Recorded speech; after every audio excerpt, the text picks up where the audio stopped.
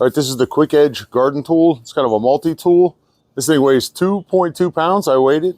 It's got a steel end on this side of it with your blade, and it has a wooden handle on it. And just to let you know, I'm 6'2". This thing's about 57 inches long. Some people like wooden handles, some don't. I like the fact that I can replace a wooden handle if something happens and if it were to break. Basically, we've got this rounded edge right here, a blade section here, but I think I may take a file to it or a wire wheel or something and get that paint off of there and sharpen that edge up. I wanted to cut a line down through here from scratch. Is this the right tool for that? I have no idea. We'll find out. But what I did notice from messing with this, it definitely has multiple uses. The way this blade is, I can only go this direction. So it works great when I cut it out this way coming off my fence line. It's gonna be fine, but when I get to the other side and I want to go towards the fence, now what, you know? But that's okay. Should be able to dig this blade right in. And you can see I'm 6'2", how I'm bending over and all that.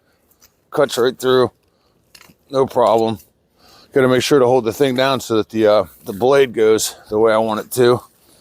The concept is we're getting down in there, we're cutting through there.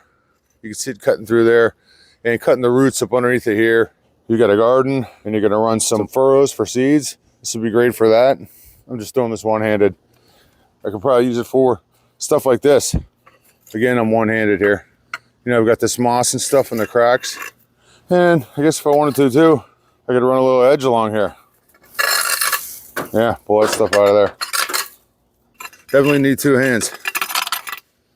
Yeah, gets that stuff right out of there. Look at that.